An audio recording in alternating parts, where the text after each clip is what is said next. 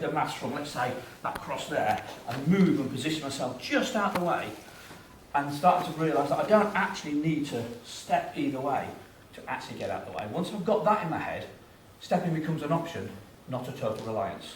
So if I can't move, I'll turn, and if I can move, I'll step. And more importantly, the position that you step into is the turn stance. So if you just all put your feet together, open your basic stance, okay, and try and use We've got some lovely tiles here. You can use across the floor as a reference line. I'm going to use that dot. So I'm standing directly over that dot. Okay? Somebody comes into my personal space. There are certain things that you know. There are certain guarantees. Guarantees is a very strong word, I'm afraid, but there are certain guarantees in a fight. Okay? And that you can break them down to common denominators. So I always think there are 3 ingredients of a fight.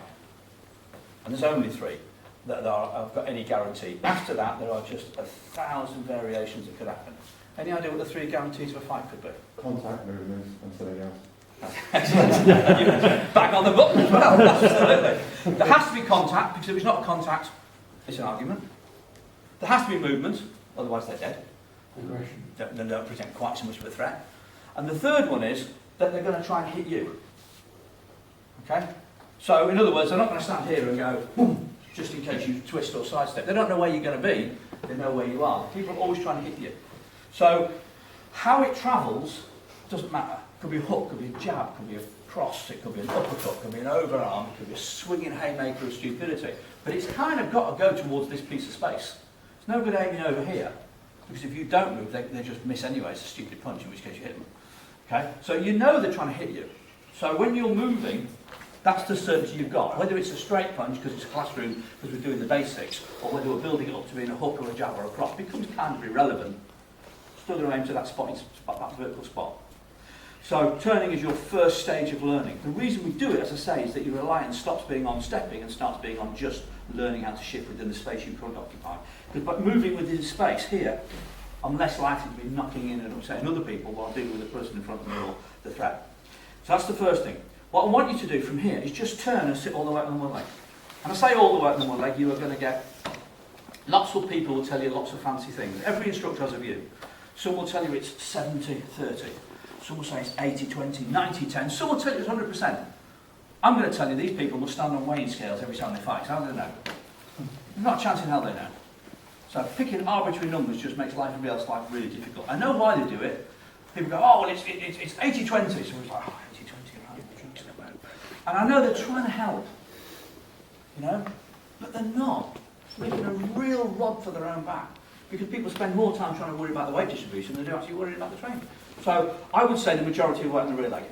Okay? In a training environment, always try and get all the weight in the rear leg. Because I want my legs to be really powerful. If I can't support my own body mass, there's no point in trying to kick something running charging at me. So I can't hold myself up. I'm certainly not going to hold myself up when somebody runs on the end of my foot. So at least get used to holding myself up first. So ideally train to the 100% on the back leg, but let's just say the majority. Okay, because that's much more practical. You're not going to get into a situation where someone comes at you and you go, oh, hang on a minute, I've stepped wrong. Don't move. Okay. You're going to be pulling your ass out of the carpet, aren't you? Let's be honest with you. So we're just going to turn and sit the weight down. What I really want you to do is to think about the position you ended up in. Okay, or how much, sitting down the back leg. Because that's the stance that you need. And it's the only stance that you ever need. Okay? So, weight on the rear leg. Approximately, and I'm going to be very careful again, approximately 45 degrees to the perpendicular, shoulders and hips. Okay? This foot not overturning to expose a grave weakness. Keep pulling in on the adductors here. Turn the knees in a little bit. Okay? And if you put your hand down on your legs, here you'll find you've got a muscle on the 3/4 of the thigh called the quadriceps. Okay, one of the group of the quadriceps. That muscle is really important. That wants to face your opponent. If it doesn't face your opponent, if you overturn, it's sort of it builds an inherent weakness. Okay? So, come on in. Just turn and face me. And just do a turn for me. Okay, so what you need to do, quadriceps are there, you need to be there. Okay? So that's your ideal turning stance. As long as you sit your weight down, anybody tries to kick you in the family jewels, you end up with a big bruise. Okay? It's great contraception and Really, really impressive when you get home, but you're not going to enjoy those. So, don't get kicked there, it's not good. Put your fist out. So by putting the 3/4 forwards, okay, don't let me down now, 'cause it really hurts. Don't bend your arm. I'll put your 3/4 forward, and that quadriceps towards your opponent. You're Michael Jackson, no problems. Okay? You see how powerful it can be, don't move. Don't move, don't push against me, don't move, keep it there. See how strong it was? Watch this. You take that quadricep, and just do what you do if you're not careful. I move it about an inch that way.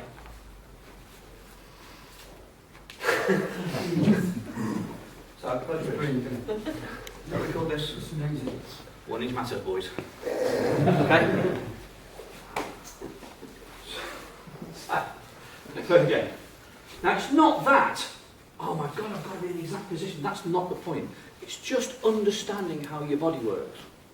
Okay? So the quadriceps are here. If you pull your legs straight, pull your trousers straight, it's that big lumpy muscle. What you'll notice is, it's on the 3/4 of the leg. It's not on the front of the leg.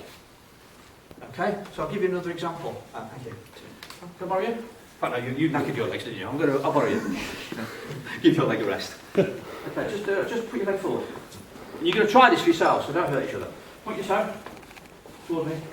Excellent. Then your front leg. A lot more than that. I'm going to push on your leg. Don't let me fracture your leg. Okay? So I'm going to push here.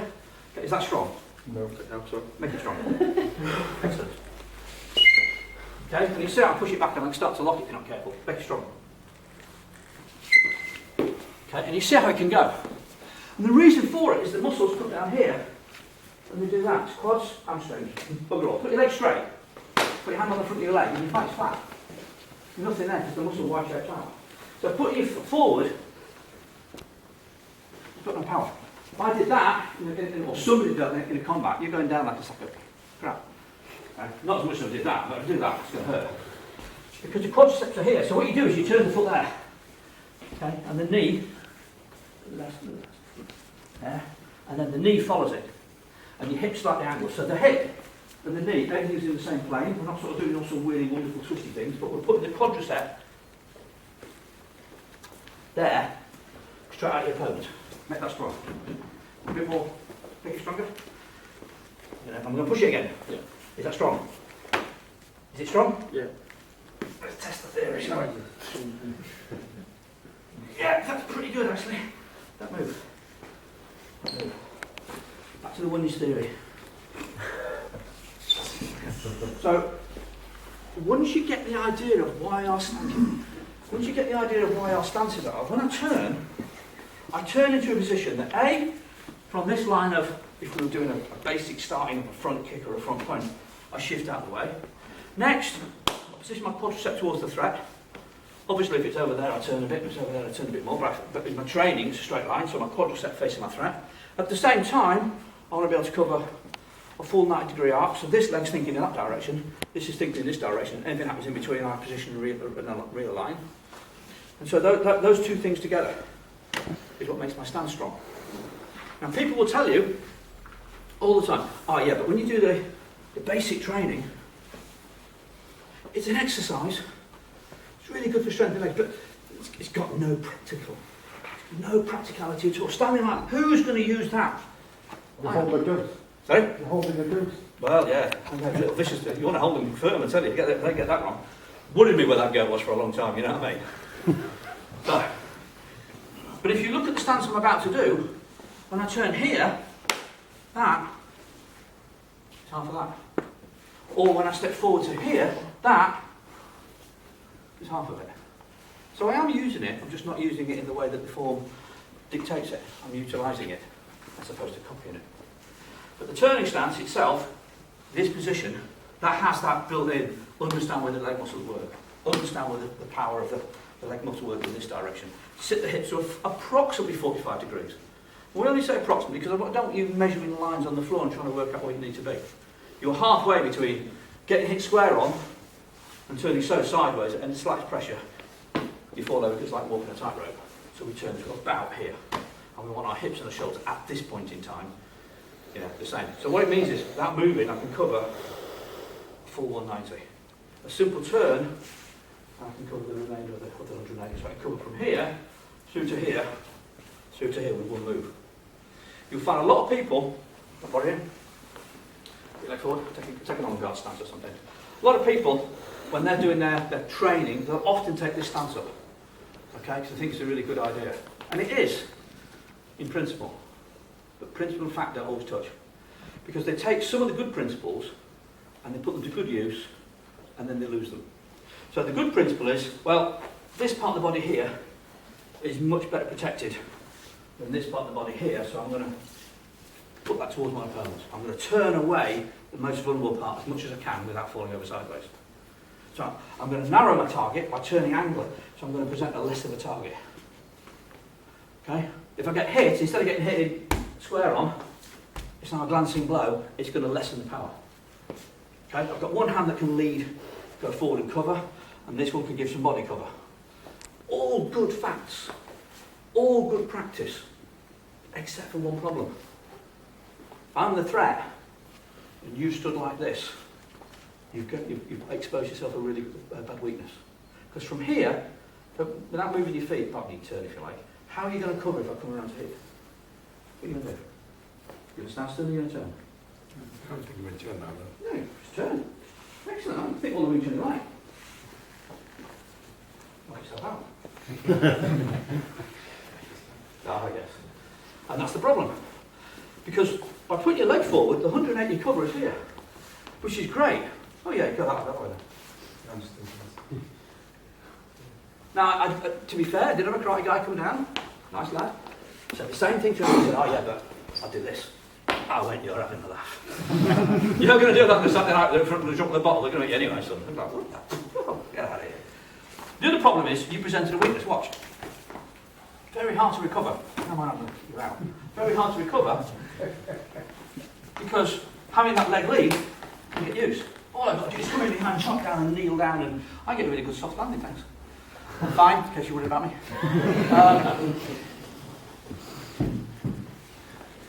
So we want to take all... You okay? I know you're an old man. So we want to take all the good things, but not hurt the damaging things. So, this way, face me. Okay. Go back to neutral. So Wing Chun will tend to stand like this. What you need to do is you stand facing your opponent. And particularly the fellas, some of the women as well, all the fellas are going, oh, I don't think so. You know, it's like standing in front of somebody take a penalty. You don't sort of go, go on then. You sort of like, oh, I'm going to, I don't know where to cover first. I know where to cover first. It's the second bit I've got to worry about. You know, you feel vulnerable. Of course you are. So what you do is, you turn to about 45 degrees. What turning 45 degrees does is presents the strong part forward. It's no different to standing like this, as far as the hips and the shoulders and the arms are concerned. Narrow a target, glancing blow, strong part of the body, one hand can cover, this can cover, give exactly the same cover as that does. But when my opponent goes that way and I go, ah! When his opponent goes that way, he just turns, because he can cover from here to here, which if the threat is here, is what you need. Where my problem would be, I can cover it if you do that, but if you do that, I start doing some weird and wonderful.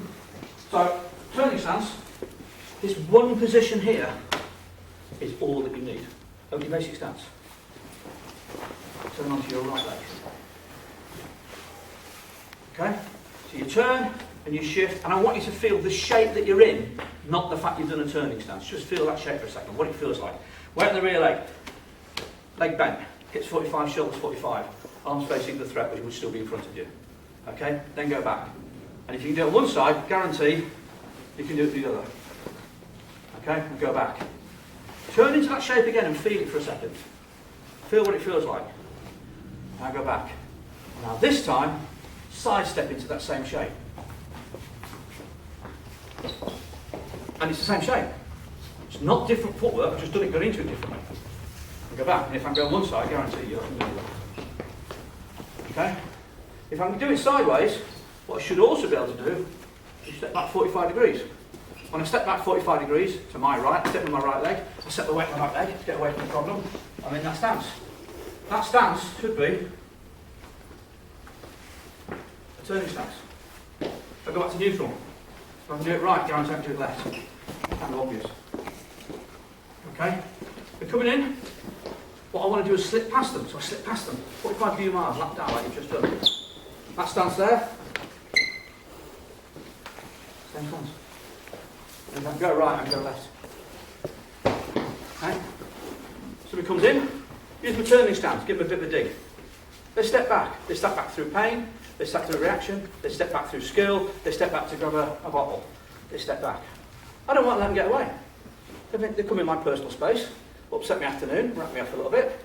You know, they're stepping away from it. They're stepping away. Well, why should they get away? Why should I let them have a second shot? Why should I let them grab a weapon? They step back. Boom. I'm going to step in. When you step in, same stance. So the turning stance is probably the most important stance you'll learn.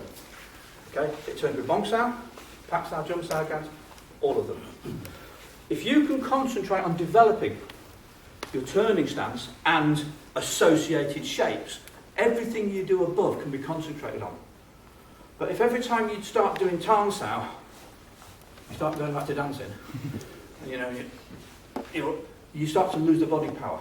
So one of the things that we were doing in our multitude of lovely questions diagrams, one of the many things we did, first thing I wrote was this.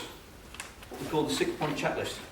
And the 6-point checklist is whenever we are watching anybody and assessing anybody's ability at all, we start by looking at the feet. Look at the turning stance. Are they dancing on their toes, pivoting on their heels, lifting, dropping, what they're doing? What's the feet doing? If they're good, let's look what they've done above it to position the knees correctly. If that's good, let's look at the position of the hips. Because you can have really good feet. You can do a turning stance where your feet are lovely. You do a turning stance where your knees are lovely. And then you stick your arse out like, you know, it's like a hinge, you're going to fall on your face. Or worse, you try the testicle block. None of which is recommended, by the way. Then, so that's point number 3. If that's really good, look at the shoulders. Because you can have a really nice lower posture and have really bad upper posture. And it's still not going to work. You're still going to fall over or get hurt. Okay? And if that shoulders are good, look at the elbows. You can have a really bad position or a really good position. And if that's really good, then it's worth looking at the hands. But having great hands and crap legs just means you look really stupid laid on the floor, get your teeth kicked in when your hands are in the right place. Because if you can't remain vertical, you cannot run away, fight back, pretend to fight back, do anything. So stance is everything. Power comes from the floor. Okay? When I was pushing on your arms and pushing your back, what it was about doing was you taking the grip, put power to the floor. Okay, so what do I do? Same thing. Just give me a turning punch. So all you're doing in Wing Chun, effectively, I'm going to straighten your arms to just take the joint out of the equation for a second, is you're learning to take pressure from this point here, okay, and you learn to redirect it down through the skeleton and the muscle groups to here. And remember, muscles have no inherent power. People always think muscles are powerful. Who agrees with it? And if you say no, because I've said no, I'm going to explain why you agree with me. Yeah. And if you say yes, I'm going to explain why you do. Why don't you agree? I'm stealing one of your quotes here, because you cut the muscle off, it's just all limp and has no strength. So you do agree with me? I do agree with you. Excellent, that's good. I like that. Anybody disagree? Muscle is powerful. When? When you play rugby. There is, it's strength. It is. You can't say there's not strength there. Yeah, I can. Otherwise, I'd be playing for the Lions. Excellent. But if I got a knife and I cut your bicep off and it was on the floor, how strong is it? It's not strong on the floor, is it? So, in its own right, it's not strong. Does that make sense? So if I got a knife and I cut your bicep off, throw it on the floor, it's got the strength of a chicken fillet. If I got an axe and I cut your arm off, and then it comes down the skeleton to the floor. So the muscles position the bone in the right shape so that the skeleton does the work. That's what I'm getting to. Does that make sense? That does. Okay? So the muscles have an inherent strength because they're attached, because they're alive, because they've got blood. But then themselves are not where the power is. The power is in the skeleton. The muscles align the skeleton efficiently so the force redirects down it.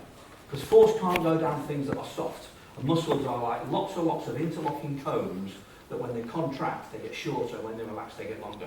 But muscles can only shorten, muscles can't. Muscles can pull, They can pull on, they can decrease their length. Muscles don't actively increase their length. When I stretch my arm up, my bicep doesn't push. What happens is my triceps pull, and my bicep relaxes off. So one muscle works against the antagonist of the other. Does that make sense? So what we're trying to do from here is we're trying to take the contact point, my face, I'm going to replicate my fist because it's less painful, and we are trying to learn how to take the force down here. You can bend your elbow, okay? Because what we do is, although physically it's going to go up here, a thing called resultant force pushes the force into the hips. We take the force from the hips down into the ground. And this is why the stance is the most important thing. Because if I put your arm straight, you can still resist my force. Okay? If you straighten your legs, you can't, because you feel the back just going, what the hell? Okay? So, one of the reasons why we punch upwards, most of the time, doesn't mean you can't punch down. It's just that 99% of the time, we punch upwards. Okay? Because our elbow tends to be lower than their face.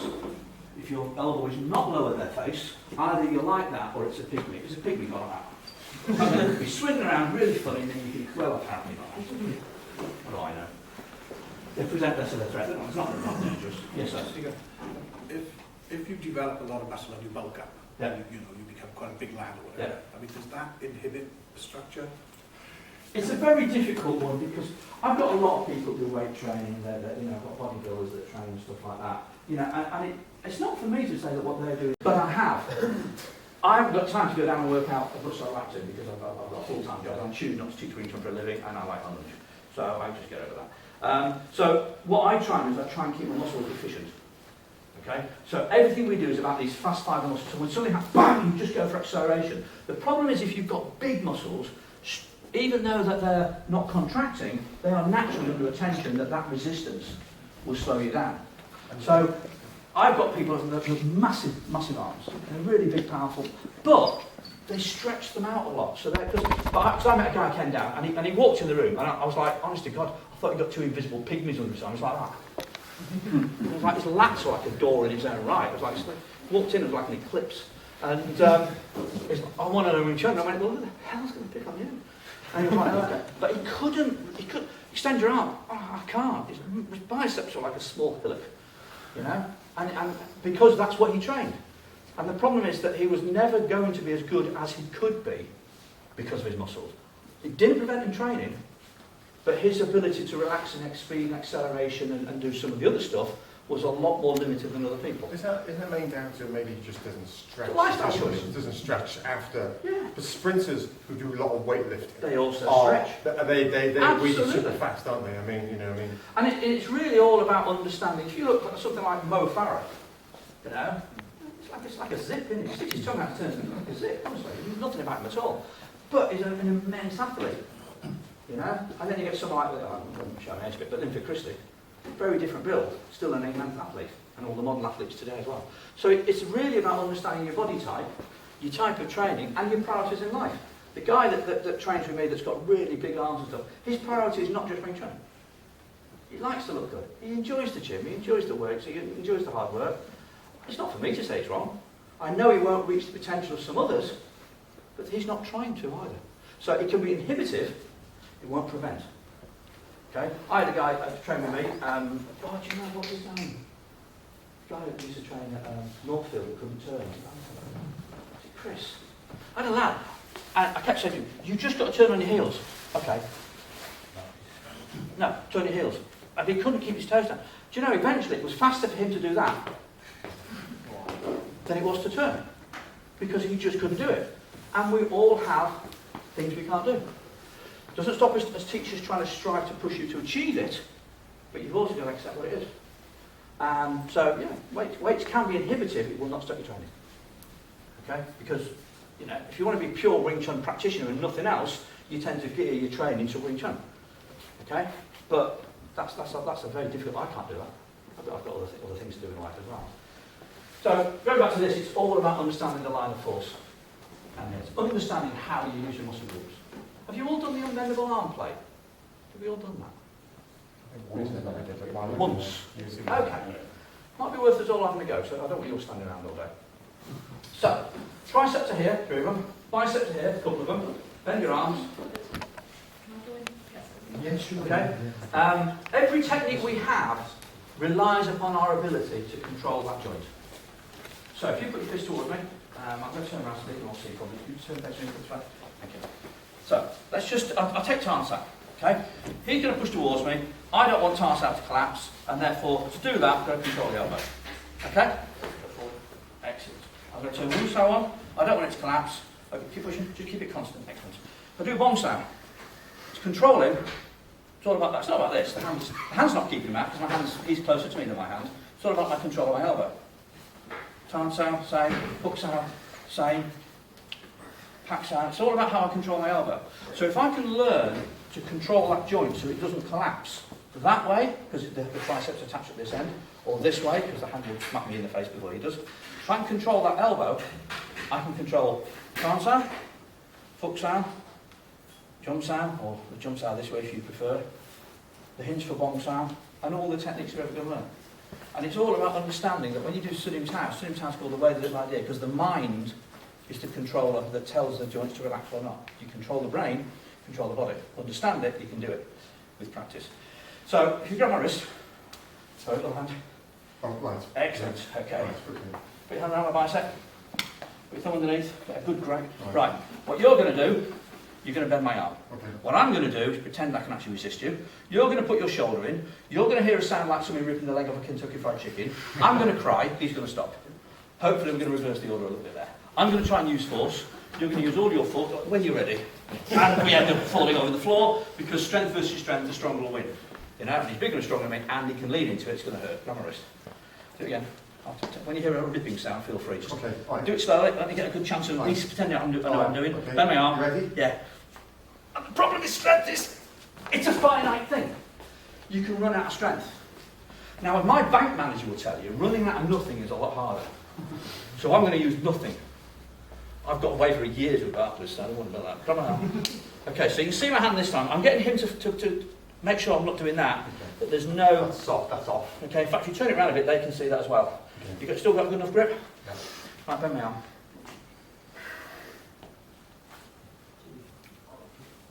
Let's just go. Keep going, keep going. Bend it, you can pull it down a bit more. Bend it, Bill. It's not working. I'm good doing. No. So, the difference was, I didn't tense up. Make a fist. Make a good fist. First thing you notice when you make a fist, biceps come out to play and you go, I'm good at that. Or not. But they do. Problem is the biceps are contractors. That's what they do, they're short to pull. If you're going to hug them to death, brilliant. Amazing. If you're going to push away, hit or keep out, not good. You need to understand the triceps. So we're going to play a little game. I'll use you. Did you ask a question? Okay, so get all the wrist. And look, you do it the same as you did to me. Right. Don't do what you did to me, rip his arm off. Bit of strength, bit of push. It doesn't matter whether you're stronger when you can't. When you're going to do it yourself, don't matter if you're stronger. You might be able to stand there all day. But if you do, and you're stronger than they are, just feel how much work you're doing to achieve it. Okay. Push. You ready? Yeah. And stop. I'll do. Okay. So, it's a finite thing. However, if you're stronger than they are, you're stronger, but you're going to burn all your reserves up. Because he could, if instead of doing it like this, if we say, well, hang on a minute, what you're actually doing is you're keeping a knife out from your eye, and I'm trying to keep you out. You might be stronger than me, but you know what? I can stand there all goddamn day. You eventually will tire. You can't afford to ever get tired. I get bored at any time. So the onus is still on the defender to try and be as good as possible. So going strength versus strength, the stronger will always win. It might take time. What I want to do is give you something that does a lot less work and achieves the same or possibly better. And I want to try and prove it's not something you have to train 10 years for or fight, you can do it now. So, grab your wrist. So, turn your hand over this way. And the reason for that, just relax for a second, make sure you can all see. Notice I turn his hand over this way. Okay, watch his biceps, do times that. See what happens, as soon as you rotate, see the tension state. You need that, it's called, is it pronation or supination? I can't remember which one it is. Twisting. As you twist your arm, it puts an inherent tension. As soon as you turn your hand over, any tension there goes. So that's why we do that hand. So you're going to do it in this position to take out any unnecessary tension. You grab his wrist, Don't do anything other than just get ready. Put Right. your hand on your biceps, but don't do anything. Okay, so you're going to close your eyes. I do not want you trying to push back, but at the same time, mentally, you can imagine this is a solid bar without an L joint. Right. It's a solid metal bar. What I'm going to do to try and help you is I'm going to tap it. Okay? You're going to close your eyes, don't do anything yet. You're going to do nothing but feel what I'm tapping. And in your mind, it's a solid metal bar. So wobble your fingers, show me how relaxed you are. Wobble these fingers a bit. Keep wobbling, that's great. Slowly you're going to increase it. Do not push back, just stay exactly where you are. Exactly where you are. Just feel the tapping. Don't move, don't let it bend your arm. Just keep it exactly where it is. Keep it exactly where it is. Don't let it bend. Don't let it bend. Wobble your fingers, stay relaxed. That's not bad. Just get it back to structure, it's not too bad. Do it a little bit, get yourself positioned this time. You ready? Nice and soft. Solid metal bar. Solid metal bar. Solid metal bar. Okay? And there is resistance there. And if you can work it and train it, that resistance, that ability, when somebody's pushing towards you here, to not tense up, has lots of advantages. Because if I'm not tense up, then straight away, my biceps are not fighting against me. Because they only want to collapse. Something else happens as well. Okay, so I'm going to put my hand, I'm going to stand 90 degrees to you, and I'm going to tense up. Push towards me. And I'm going to tense up a little bit. Okay? Keep pushing towards me. What I want you to do at some point is disengage and tap me on the chest. And that's what's going to happen. Because my force is always going to be opposite force. Okay? So I'll do it again.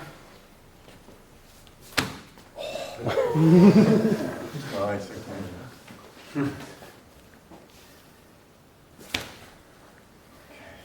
The harder you push, the more I may fight back.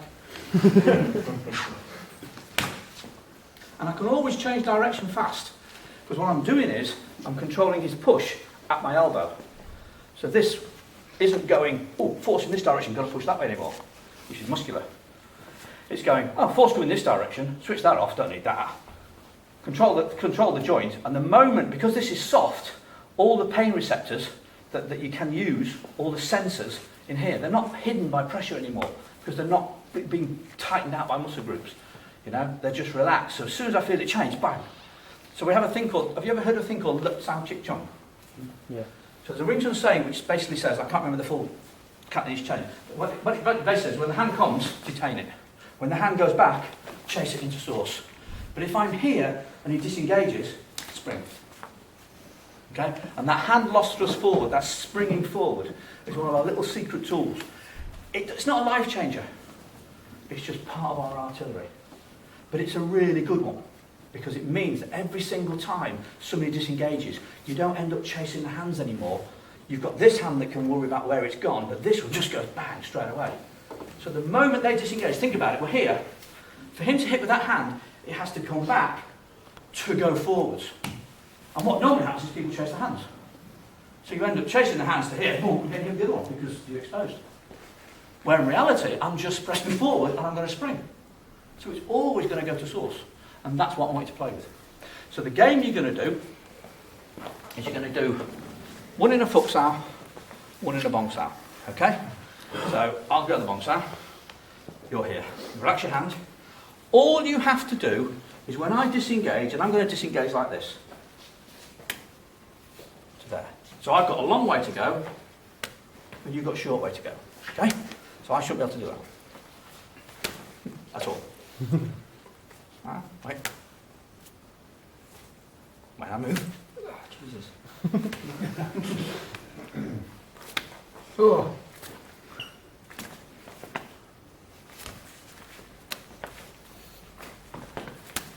Okay, and it's only fair. You grab my wrist. Well, I disengage first. Yeah, you can just grab.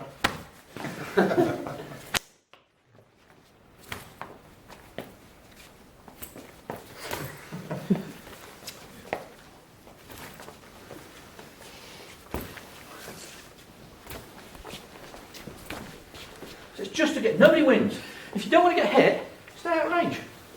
Stay out of range. You know, you can be here. Okay, you can be here. It doesn't matter if your partner thinks, I got there first. And you're thinking, no you didn't, I got there first. Because I don't care who gets there first. What I do care about is, I want you to learn to relax. and feel. Close your eyes. Palm strike. As soon as you feel disengaged, just go. Better. Again.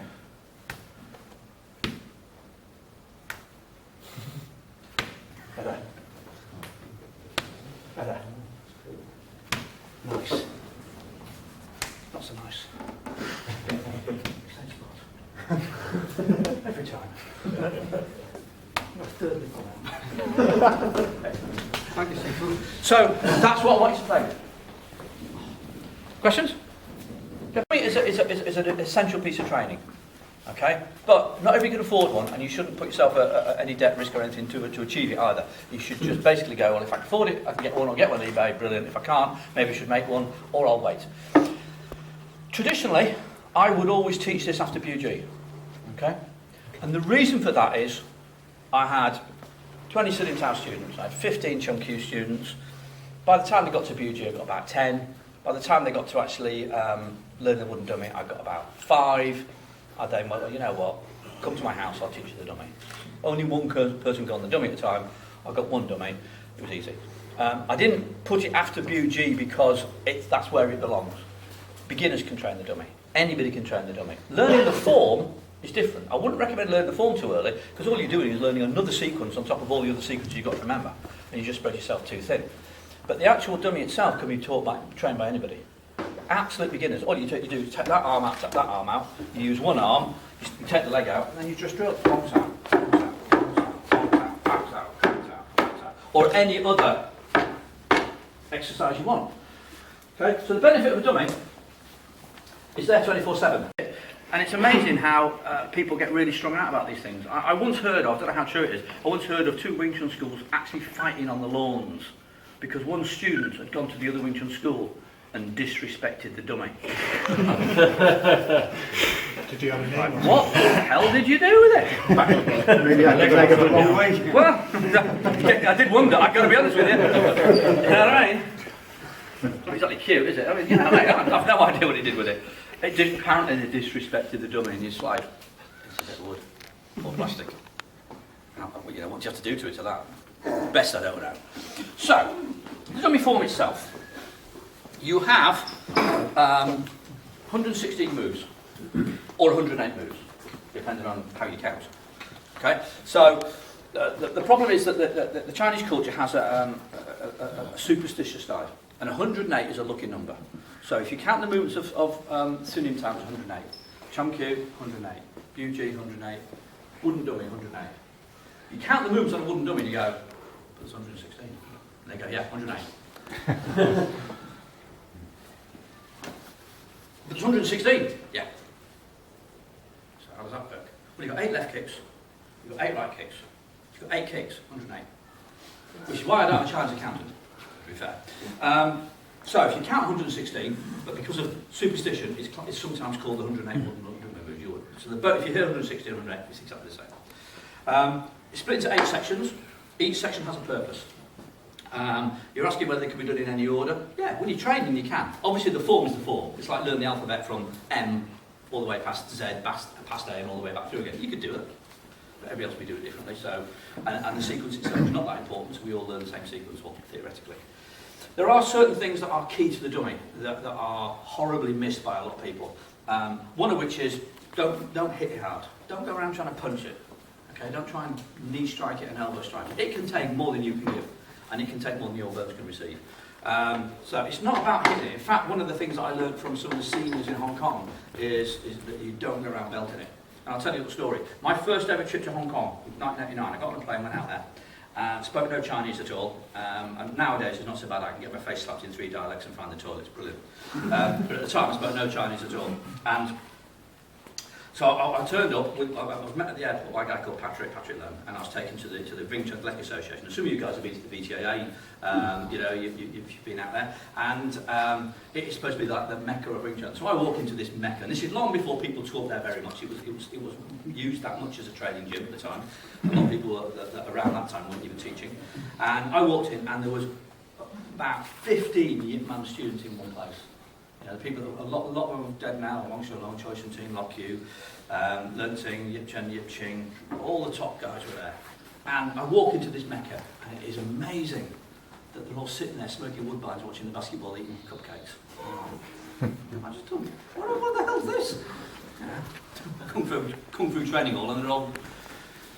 It's a social club. Anyway, so I thought, well, while I'm waiting for them to finish, they've got the desks down in the middle, so there's a wooden dummy, and then there's a mirror behind it, so I thought, I'll go on the wooden, I'll just practice this. You start going on. Off you go. I got all excited, And I'm looking in the mirror, and there's about 50 heads going. And all of a sudden became extremely conscious and probably fell over the leg or something silly. And anyway, I was so fortunate that they actually came round and they started talking to me. So it was a bit of an icebreaker. Been a better icebreaker if I understood what the word they were saying. But they came and talked to me. And luckily I got a translator. And over about the next hour, the most senior Hong Kong Wing Chun practitioners, all direct students of Yip Man, spent about an hour with me talking about the dummy, giving me their advice. And some of them contradicted others, as you always get, because you often get this, and I'm not going to tell you a secret very much, but it contradicts some, because Yip Man never taught two people the same. But there was a lot of commonality, a lot of good information. And I carry those with me today as the guides to the dummy. And the first thing is, they all said, Yip Man said, and they all said themselves, the person who makes the most noise on the dummy has the least skill. You don't go around battering it, that's not what it's about. You stick to it, you control it, you understand about energy and structure. When you're doing the move from here, it's 3 moves and 1 sound, all these little things stuck in my mind, and I've kept them with me forever. When I teach them, I make sure I pass them across. A lot of people do go around hitting it, so you'll see people that are...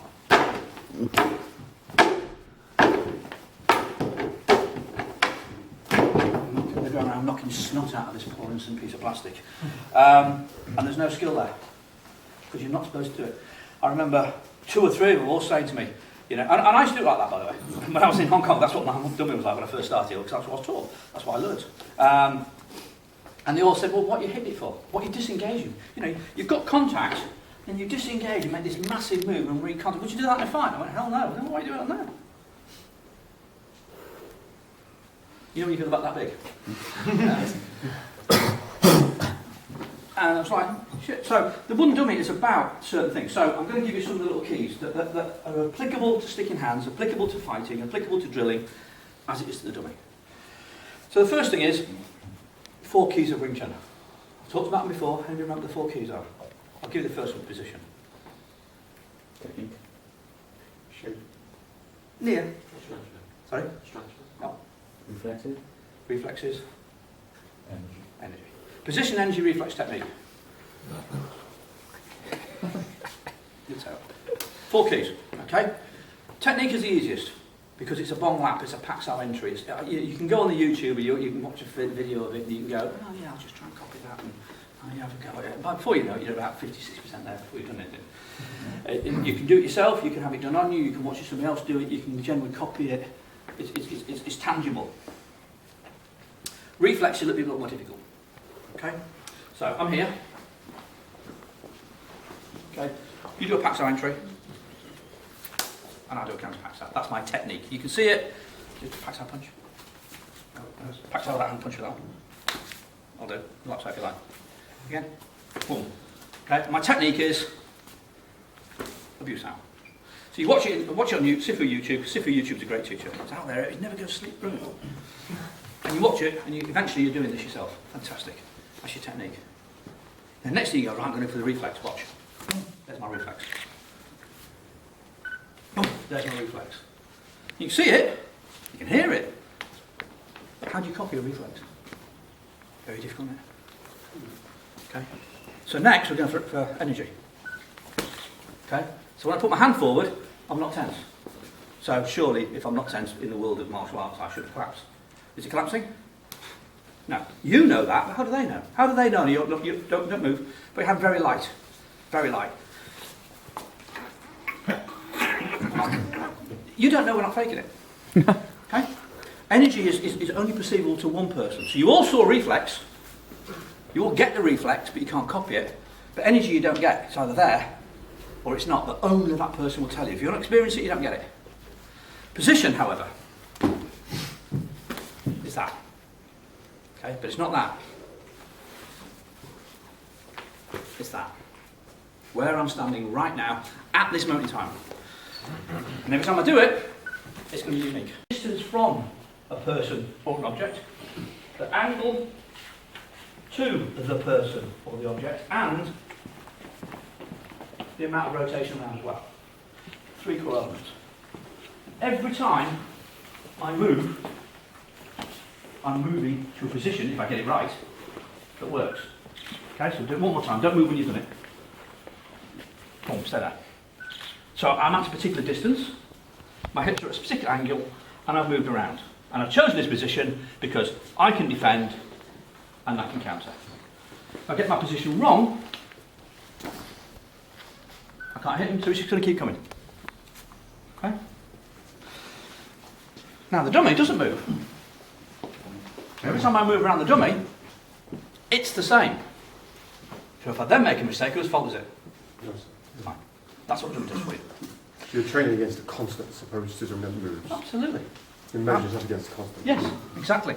And over a period of time with repetition, as long as you understand the criteria. So one of the examples I'll give you is the bong sound to tarn sound. Okay? So this is where the master says, you know, three moves, 1 sound. Because what you see a lot of is separate sounds. So from here, there's the one position, there's the other. And if I've got my criteria correct, my position correct, I will have 3 points of contact. I'll have a point of contact on the ankle, point of contact on tarn sound, and I'll have a palm strike that hits the closest of the radius on the dummy jump. Okay? It assumes, of course, that my shapes are correct. Because when I wrote the dummy book, and it's not a sales pitch by the way, it's just a... fuck yourself. Unashamedly. Now when I wrote the book on the dummy, I put in there as much meat on the bones as I could, and I talked about 3 points of contact, and I got this lovely, lovely email from this guy in Russia or wherever it was. I have your book. It's very short, you know. I have your book. So, and you know, and it's fantastic, and I've been learning from it. And that point about the 3 points of contact, brilliant. It's changed my life. I send you a picture. Oh, brilliant.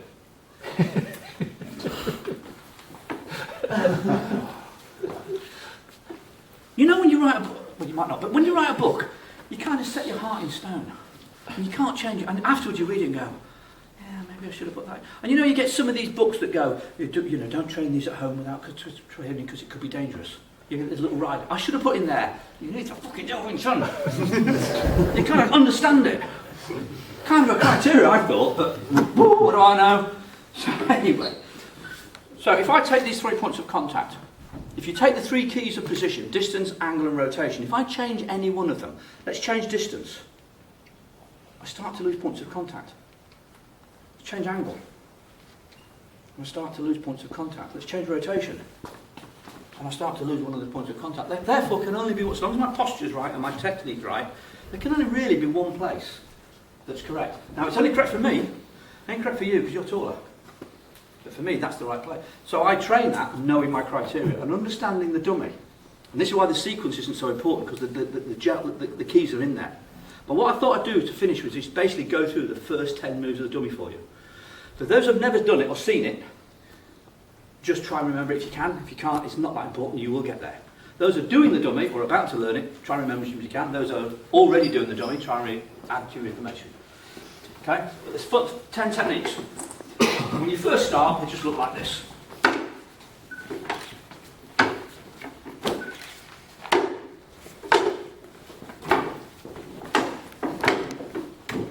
Dot. When you start digging into them, they get really complicated. Because first thing is, I have to line my arm all the way along the arm. And I press forward into the dummy, and then I don't ease off. I keep the pressure forward. Then I go up the centre line. If I was doing a lap side punch, I'd hit here, I'd hit the jump. But my technique I'm going to do is the neck pull. Okay? And the neck pull is because I've missed. So I'll borrow you, throw me a punch. I get a hit him, pull, there he is, and I miss. Oh look! So I come back and play. Okay? So that's where the neck pull comes in. I go for the strike, I miss, I do something about the miss. Okay? Problem is the dummy doesn't move out of the way. So I kind of have to replicate the dummy miss by using my turn to here. when I do the lats out, the wrist is turned down. Okay? Those on this side can see, probably not so much on this side, so I'll do it on the other side in a minute, where I put my hand. And I put my hand in a very particular place. You'll notice I've not wrapped it all the way around, like a neck ball. So if I do it on this side, it looks like this. Okay? I've not reached round. A lot of people do. And a lot of people get really shitty about it. I've heard one Wing Chun say, oh, you should never put your arm around the back because you're going to pull the dummy on you. Alright? Except his was fitted on the wall, so shit walls. What can I say? This movement here could be a palm strike. This move here could be a full neck pull. This move here could be straight across the eardrum and smash the eardrum. It could also be a thumb in the eye. By putting your hand on the side with your fingers, and I'm going to do both just for the sake of seeing both. Here, where my fingers are behind, I get the pull. When my palm's in front, I get the push. My thumb always finds a little somewhere to rest and think about niceties. And the heel of my palm is most definitely going to be smacking an eardrum. Because I don't want to practice one and forget to practice the rest, so I practice all in one. So basically all of the above. So forward, and I keep pressuring on the dummy forward, keep pressing forward, keep pressing forward. Even though I'm retracting, I'm pressing forward, and then pull. The next important thing is, you can see where my elbow is compared to where the end of the dummy arm is. It is so common, because people's elbows are here, to see the bongside do that. Can you imagine? Somebody's coming charging in and you go, not going to happen, is it? Bongside goes forward, just find out. So what we do is, from here, we relax the shoulder, bring in the arms back, and then we forward into it. And as we forward into it, we're pressing into the dummy. And then we maintain that pressure, and we corkscrew it, and corkscrew it forward into that point. And we're still putting pressure in the dummy. We then position ourselves. Now, a lot of people, again, Sifu YouTube will have you believe, that's a good idea, because that's obviously going to stop the fighter. Go across them. Punch comes in, you're going to go, and they're not going to be there at all. They're going to disappear into nowhere at all. But someone of your size, but you still, can you imagine him travelling at 900 miles an hour, he's wrapped off, okay, because I peed in his orange juice. He's coming flying at me, and it's like driving a 10-ton, literally, like a 10-ton truck down the road. You drive down the road, and all the driver does is that. Ha ha! His momentum is just going to flatten me. His arm might be facing that way. If you drive down the M4 at like 70 miles an hour and you do that, your car might face that way, but you kind of want to keep on going. So when a punch comes in here, blocking it like that, rather futile. Rather futile. You know? When something comes in, it's got to go forward. Again? It's got to go forward. I've got to redirect it. What I want is his force to go, oh, okay, and follow it. Not shove the arm across that way where the momentum just takes me through. It would knock me on my ass.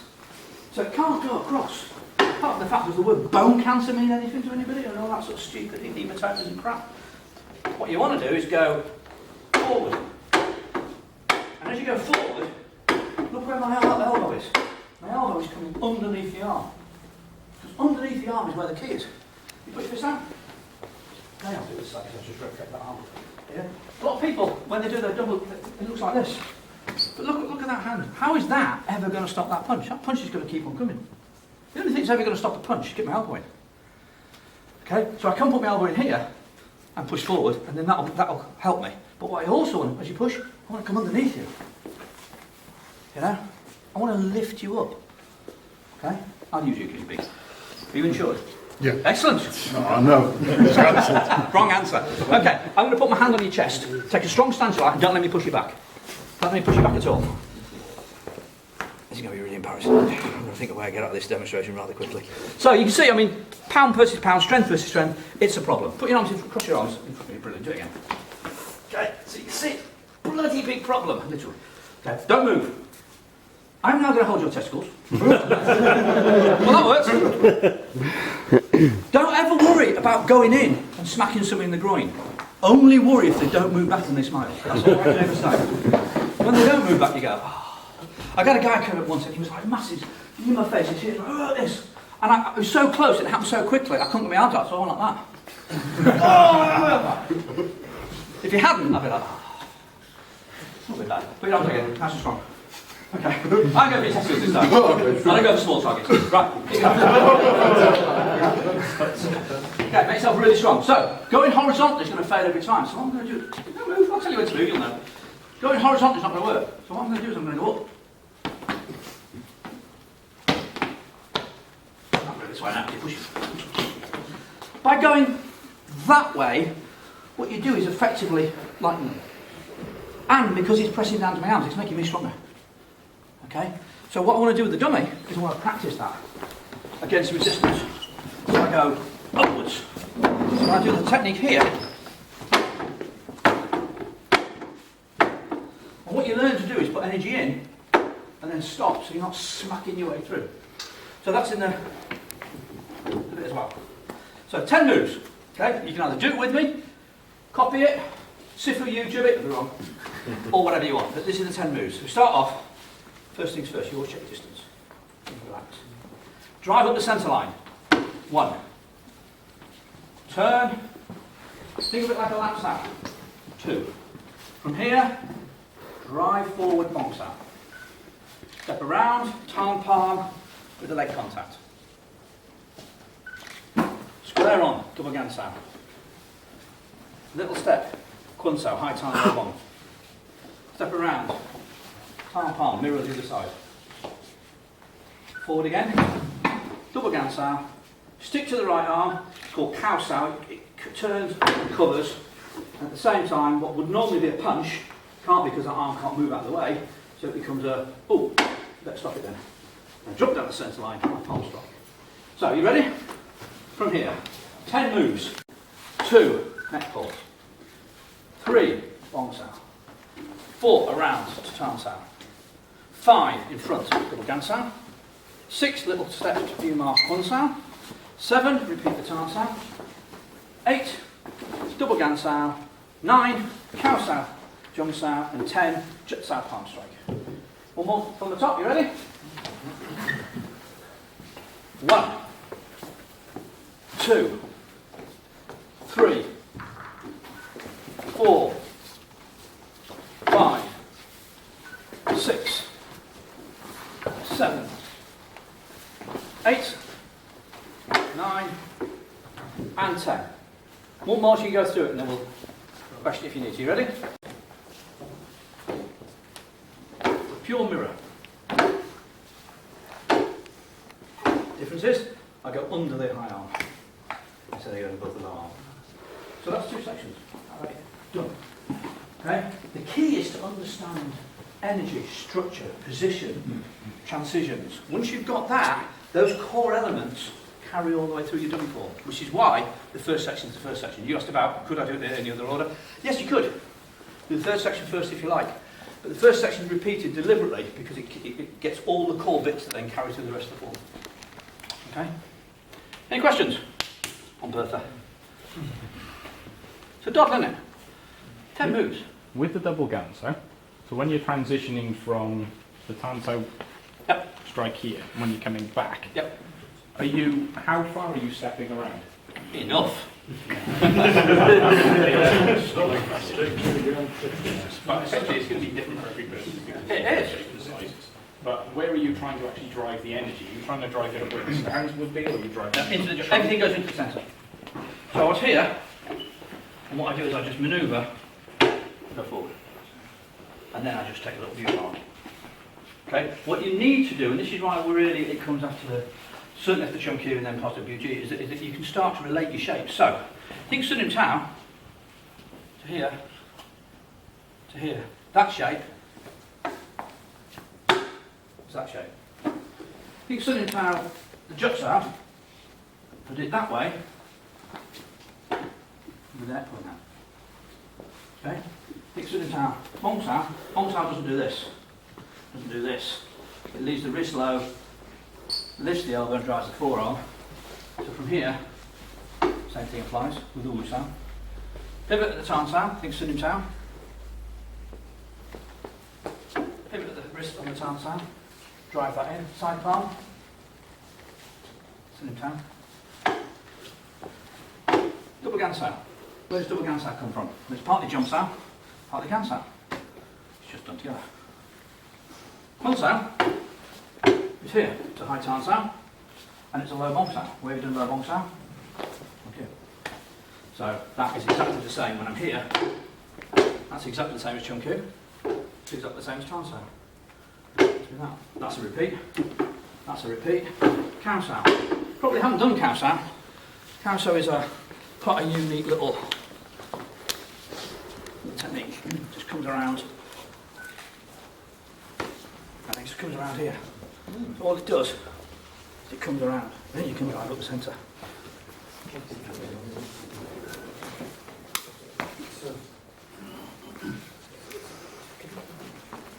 It's just a little sweet, it's like an inverted bong sound. It's not going to duck and weave, so understanding it is your key to training. But don't think it's an advanced technique tool. Learning the form, maybe. If you're only doing Sun in Tao, why can't you go bong sound, Tan sound, bong sound, Tan sound, bong sound, back sound, back sound, bong sound, jump sound, gan sound, gan sound. Take the two arms out, just drill gan sound. Just stand in front of one. It's more about practicing the individual techniques than it is about learning the whole thing. Yes. Yeah. It's about understanding your structures. It's about knowing that when you do a pack sound, don't pack sound with your fingers, because if you put any power in, your wrist is going to carry on underneath, because that's the bit that's going to stop. That's not, and it's going to sprain your wrist. So you put energy in, and you strip.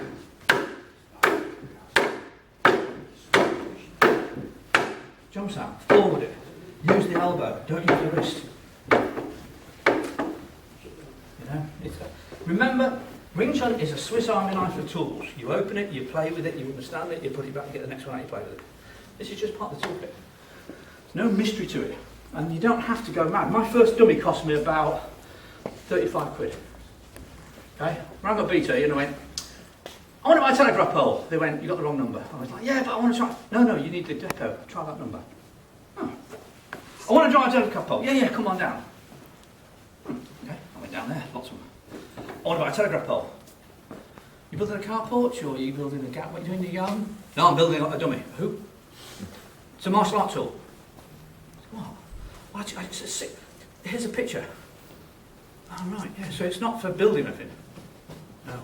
Tell you what, go see Dave down there, put my fiver, he's got a chainsaw, be fine. Thank you very much. Took it back. Went to a local, car boot, so whatever they call them. I bought like an old sideboard. You remember the old sideboard with the long legs? Okay, so I cut the legs off. Just flattened it a bit. Got a bit of brace, drilled 3 holes. Hammered it through, never came back again. Like that. Got the drawer, the old drawers. Put the drawer on the floor. Put the wood thing in it, propped it all with bits of shit. Filled it full of concrete, left it 3 weeks. Picked up a paving flag, took all the sand out, dropped the big square brick into it, packed it with sand, base. Went down the woods, found a bit of a tree, not the right shape, it'll do. Hammered it through, put a little bit of square wood on there, nailed it on, wrote knee on it, just in case I forgot. Went to one of these cheap sort of craft places and got a little bit of foam padding and a little bit of leather. Got a bit of leather, wrapped it round there, wrapped it round there, because you do not want splinters off the telegraph on. So that's 25 quid, 30 quid it cost me. So was it perfect? No, was it hell? Mine. And it did, until I could afford 500 quid of my hard-earned pennies to go out and buy a proper one. So, yeah, you don't have to go mad.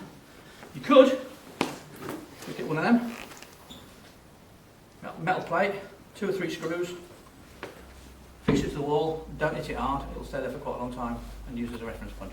You can just do bong sound, pack sound, card sound, whatever you want. There are lots of things you can do. You want to practice your kicks? Okay, next time you have a puncture, ask for your tyre back. Cut it in half. Find a way of fixing those 2 top and bottom bits to a wall somewhere. There's your knife half circle, knock yourself out, enjoying yourself kicking. Keep the top half, put it down, practice your knives on it. Hit it as hard as you like. Okay, you don't need kit. You just need imagination. I'll watch it on Monday. No, don't do that. Nick Rabbit hand, not good. Don't do that. And don't do evil duck hand either. eagle duck hand. Just remember your wrist stays down in laps out. Never goes over the top. So as soon as you go over the top, dick grabbing. Combined with eagle duck hand, you get you arrested. It doesn't feel like you're covering the punch, the problem. Stick with your boyfriend, it's fine. Like that then, yeah? That's all right. Okay. There's a reason for doing it. Again. The reason for doing it is I need you to turn your elbow in. Okay? I don't know if you can see this, but I've deliberately turned your elbow in. A lot of people, when they do laps out, their elbows are out here. Okay? If you do laps out here and your elbow's out, to hit now is this really weird muscular change of shape. But if you learn to lapse out here, we're there in a straight line, this next punch is a perfectly rhythmic punch. That, you should be lining up shoulder, elbow, wrist, face. One straight line. So one simple turn will give it to you. Where when the arm's out, you can't get your arm out now. Now doing dick rabbit hand or eagle duck hand. So often when I train at home, I've got my mirror in my training room, and what I'll do is I'll stand in front of the mirror and I'll practice things like going from bong sao to lap sao, and I'll be looking at the line out to, I've got a line on the mirror when I put two halves to a minute together, and I'll be looking at that line and going, from here, could I just fire off? Or have I done something really silly where I've got to do some really weird thing? So for example, I see people doing gan sao and their hands are out here. And I go, well, that's going to fire up as the next punch, so it's going to have to go like this. Why are they not just turning it into here? So if you look at that line, it's a straight linear force driven by the hips, supported by the heel, bang, straight off. Ganside punch, Ganside punch, Ganside punch. Why is it doing some weird and wonderful? Any twist, change of angle or structure is time wasted, weakness presented, opportunity for somebody else to do something about it. And I haven't got time. Keep it simple. Any questions? You're not going to forget dick hand or duck hand again. You did both. Next. I've no idea what to do with time, Steve. Well, thank you. We've got to shoot off at 5 to 2, yeah. 5 to 2. They've got a wedding coming in. No, they haven't, where are you? Fighting for it. We're okay, we can stay for a bit. Yeah, if you've got more questions, we might as well get them out of the way. I'll get down here enough as it is. You in the news a lot. Sorry? Knife crime is getting more and more prevalent. Shoot them. Always good. Firing a gun. Yep. What's your next best option if you can't run away? I would be the worst instructor in the world if I gave you a final answer to that. It's the truth. I've been stabbed twice, shot once, and I haven't found a self-defense technique that's going to work against it yet. Post the attacks in London, it really pissed me off how many martial arts instructors were offering knife self-defense courses. Really pissed me off. How dangerous is that in taking money off people, pretending to do something you cannot do? So I'm going to stand here now and tell you there is no such thing as a knife self-defense technique. Doesn't mean you stand there and die. It doesn't mean you don't do anything. What I'm saying is there's not a technique that I can teach you that will work, because it doesn't exist. Okay? What I can tell you is there are things you can do to reduce the risk. And really what we're talking about is damage limitation. Okay? So the first thing is, if they're going to come to you, you've got to control them. You've got to get in there, you've got to get the bridge. Now what you've got to think about is the fact, how are you? Throw me a punch. Just punch. Yes, try a punch. So here, I never block a punch here. Ever. So if I'm going to block a punch here, does it matter at this moment in time what that hand contains? No. It makes no damn difference, does it? It could be glass, could be a punch, could be a knife, could be an opportunist weapon, could be a lollipop. I don't know what it is. The thing is, it doesn't matter, because I'm not blocking it here, I'm covering it here. Okay? So when someone does an attack, you deal with it as a punch. And the reason I say that is that if you've learnt technique A, so I'll do it again, do it with the hand so they can see easier. Punch that one. So here's technique A, it's a punch. Here's technique B I've been taught. Again, knife self-defense. Okay? So, you've learnt two techniques. Technique A, block me here. Do it again. Tonto? What time? How long have you trained? Yeah, A week. what? About a year now? Okay, Tonto. Yeah. Brilliant. Technique B is to grab my wrist grab the wrist, like that, and the wrist, Oh, right. and twist it away. Yeah. Okay, so knife self-defense, technique A. Oh, sorry, technique B. Technique B, punch. Whichever. Right, so you've got two techniques. It could be knife or not. Okay? You ready? Do it. No, ready? When you're ready. Technique A or B. You got no chance, have you? You've got no chance of... So at what point, something comes at you, and it's dark, and this thing comes in, and you're going, it's a punch, technique A. It's technique B. Oh, right, I'm going to change. Really? You really think that can be taught? You think that's even possible? I say it's impossible. Okay? You come in. Whatever. I'm going to react to it. But I'm not, do it again. I'm not going to react to it here. I'm always going to try and cover it somewhere here. So on the initial attack, I deal with the forearms. Is it better to do it on the outside gate if you are facing that situation? Ideally, yes. Yeah. But ideally, I'd be in Barbados and they'd be in Leeds. And it wouldn't matter. The reality is, of course, you do what you do. Okay, but you're right. I would always, if punch comes in, I'd always want to be there. But where I want to be and where I end up is about responses. Because when it comes in here, I could be there. So I don't have a favourite because I can't afford, because that's like learning technique in technique B. I'd have to decide first. Okay. What I do is a flying triangle. Okay, so I'll borrow you. Okay, so that. Throw me a punch. Throw me a punch. Shit. Throw me a punch.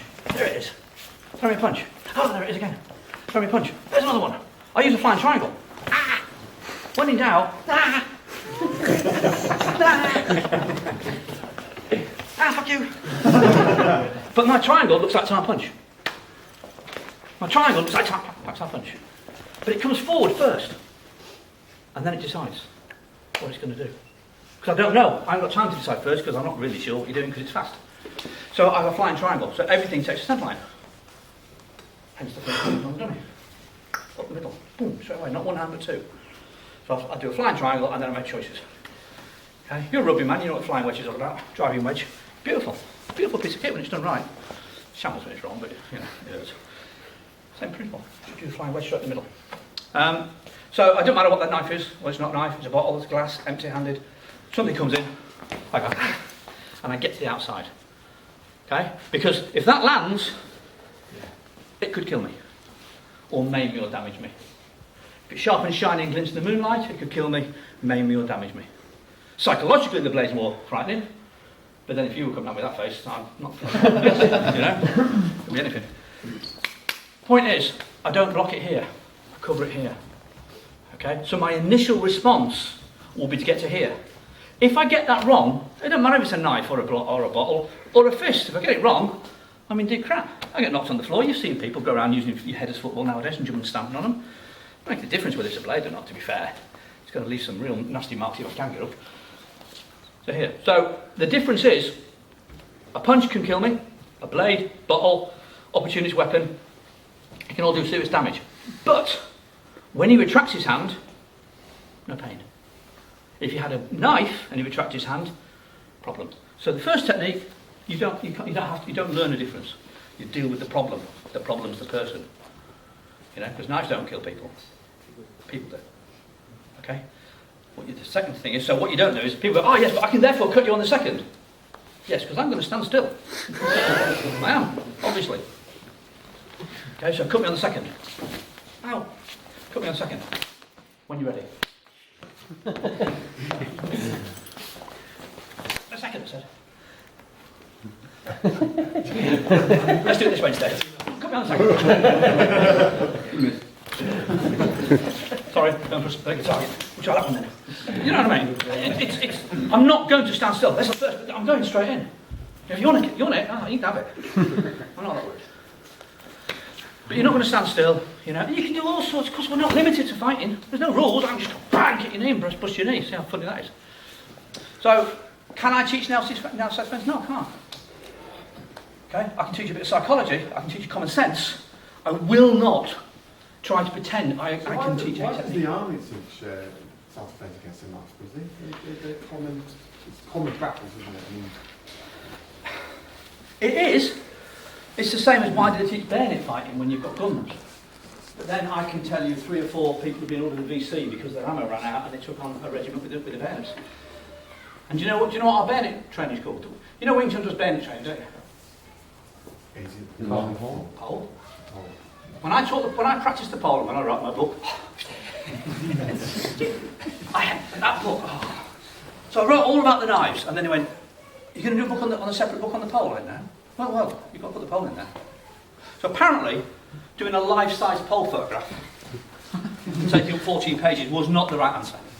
They went, no, we really want you to do the two together. I was like, the pole is very good, and it should have curtains hanging off it. No, it does. And I was like, I can't write about the pole. I hate the bloody thing. What a waste of time and effort and DNA perhaps in it. So I've chatted to, I've got a couple of private students who look at the, or what we refer to as sports and social, not far from, yeah. And chat to them, and they went, show me it. So I was like, well, you go like this, and you do this, and they went, oh, we do that. What? Yeah, we call it bayonet training. Ah, you're having a laugh. No, seriously, we do it. And then they went through their training and went through their drilling, and he said every military on the planet practices that, just in case. It's one of the most basic training, but it's still got its place in. And there was something in Afghanistan not long ago where somebody ran out of ammo and took on 4 or 5 guardian bayonets, and they got VC for it, what it was. And you know what? I was like, oh my God. Still don't love it.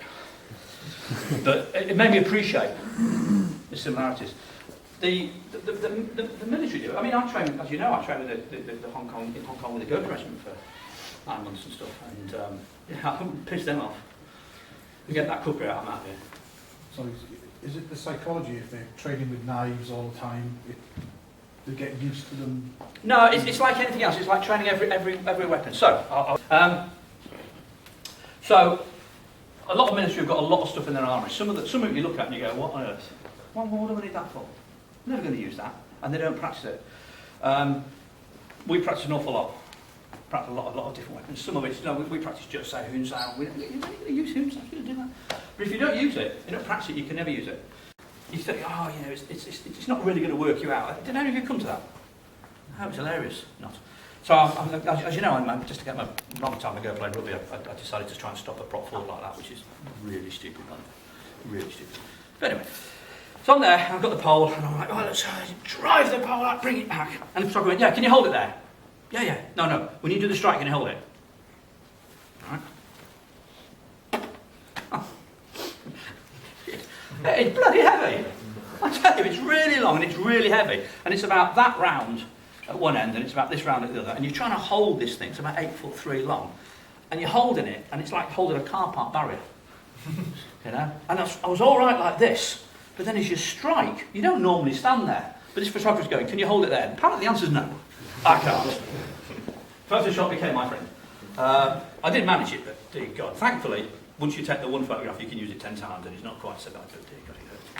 So, but I could feel, as I'm training it, and I'm here, holding it, I can feel the stretch, I can feel the compression, I can feel every muscle going, hello, I know you haven't used me for a while, but I'm here. And it hurts. And it was brilliant. Really good reminder. So, again, pole, not a good weapon, but as a training exercise, fantastic. Training with a blade, for all the, even I don't mean a rubber dildo, I mean a proper, a one that's actually going to do something. Training with a blade is a really good way of appreciating your spatial awareness. Trust me. Especially if you get a Japanese tanto, because they're beautiful. Really good knives. Is it worth doing classes with plastic knives and saying stand and try? You might as well do it with a dildo. Yeah. All the good it'll do you. So what about a real knife? You might as well do it with a dildo because, to be honest, killing students is not, your insurance doesn't cover it. No, this is why we came up with the red pen. Yeah. We arm them with a red felt pen and say, bring an old t-shirt in. You think you want to learn something? You think you can deal with the problem? Here's a red marker pen, that's my knife. You've got a white t-shirt on. Stop me. And then you realise why you always use somebody else as a shield. You've got to do it. You've got to experience it because otherwise you live in the world of naivety. Okay? But you've also got to accept that if you do get faced with somebody coming at you with a knife, you've got to do something. You've got to do something. You can't just nobody rolls over. Yeah? Who did the single leg today? You did single leg, didn't you? So I'll tell you now. The reason why we do that single leg assessment, okay, just as a finisher, where's the assessment? Chum Q1. Who hasn't done Chum Q1 yet?